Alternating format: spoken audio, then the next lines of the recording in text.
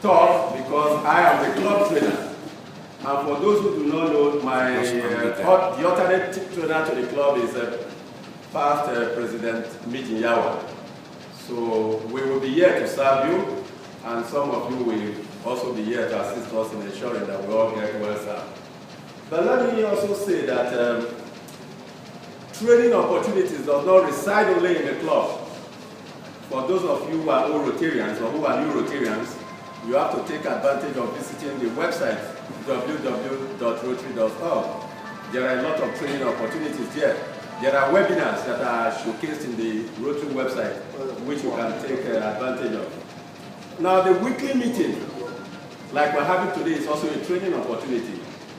Our board meetings also serve as a training opportunity. You will realize that the last club board meeting, we had 2 persons talking to us about Rotary matters. Club assembly is also another opportunity for training. District seminars and workshops are opportunities for training. Our district conferences are meant to also inform us about Rotary. Then RI regional meetings, including institutes, like we have an institute in Mombasa in September, is also an additional opportunity for training.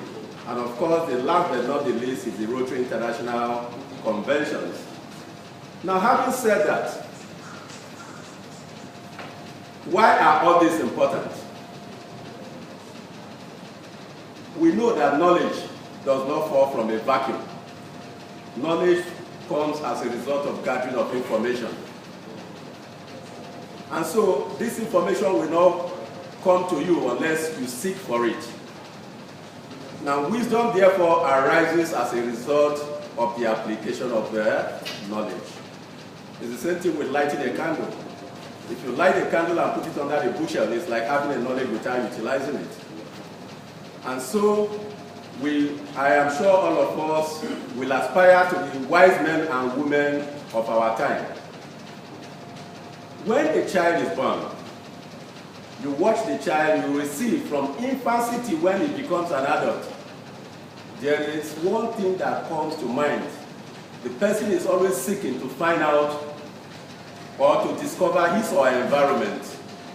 In other words, from even the time you become knowledgeable to ask questions, the one thing that will continually engage your mind is why. Why am I here? What is the purpose of my being here on earth? Now, why is this important? It is important because we know that life without purpose is a useless life. If you don't know why you are here, then you will be like a sheep without a rudder. And so, as a person, looking at life and finding a philosophy for myself, I summed up the need for existence in just 2 words. 2 words. And I said, these 2 words must continually guide me as to finding a purpose, why I'm here. And these 2 words are knowledge and service.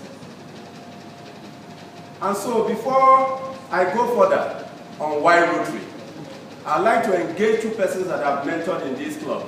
I'm going to ask them a question, and from what they tell me, we will then proceed with the talk. I'm going to ask Cole, Lieutenant Oluremi Cole, why are you in Rotary?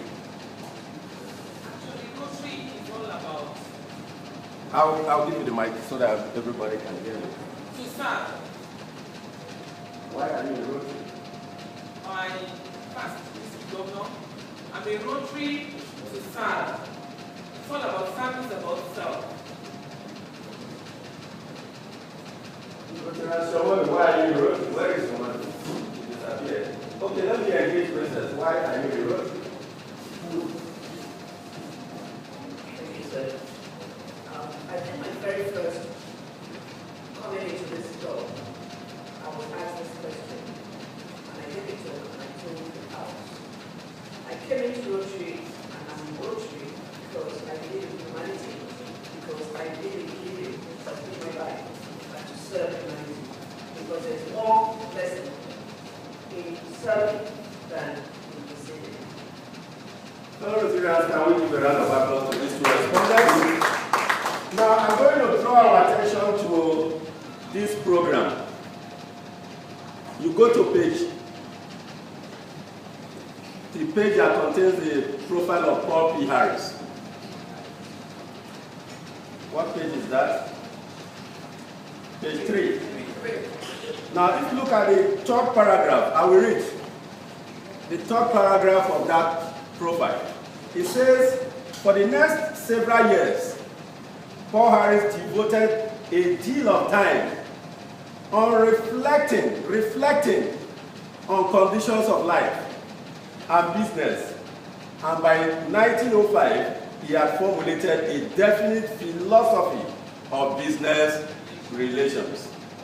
It went further to say, talking it over with 3 of his claims, Sylvester Skill, a coal merchant, Gustavus Pierre, a mining engineer, and Hiram Shore, a merchant tailor, he conceived the idea, I like to emphasize that word, idea, of organizing a club which came into being on 23rd of February 1905.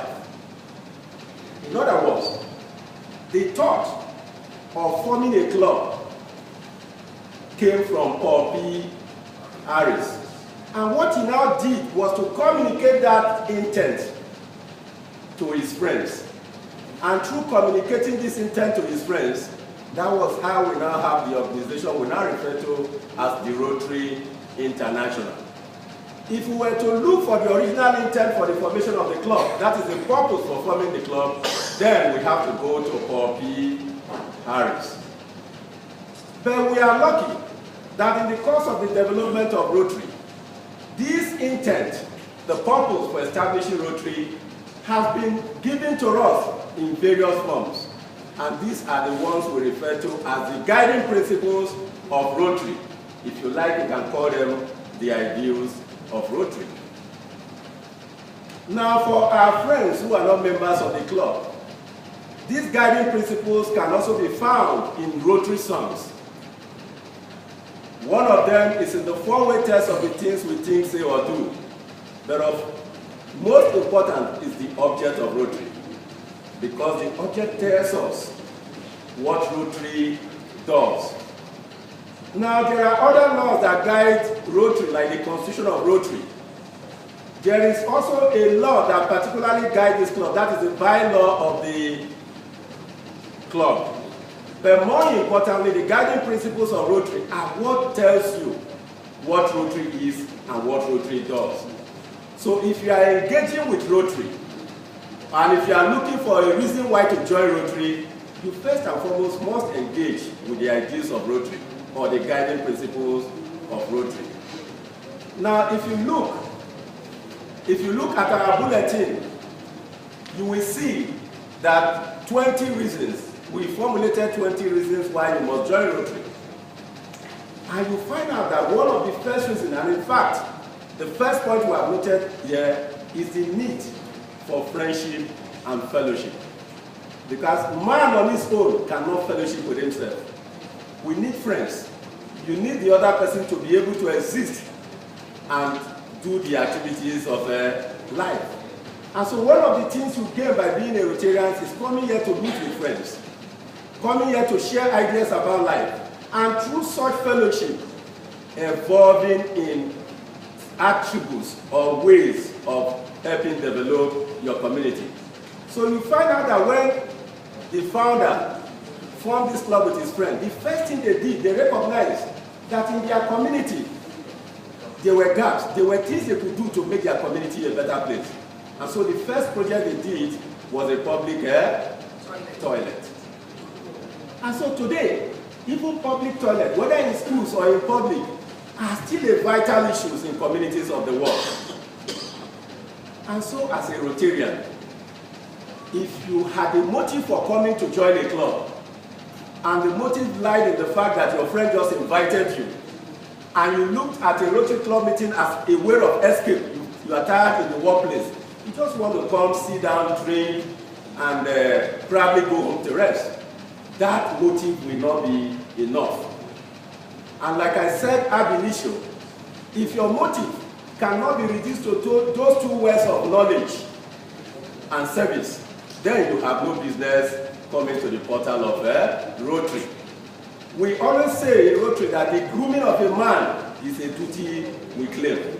And so that is why the dissemination of information is very vital. All aspects of our work, the dissemination of information on how to even engage with the community, how to do a need assessment, how to get the community to also help themselves in getting projects that can address their needs. All these Rotarians are trained on how to do this.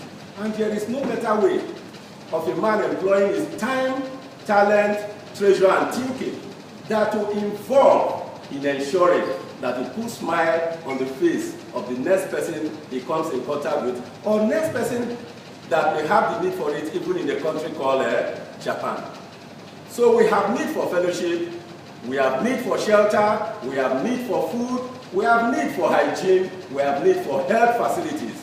Some of us might be able to afford this, but not all persons in communities are able to afford this. And it is on behalf of those who cannot afford this basic place of life that we awaken the consciousness of Rotarians and Friends of Rotary to say we must ensure that we give to the community what we have gained from the community. Fellow Rotarians,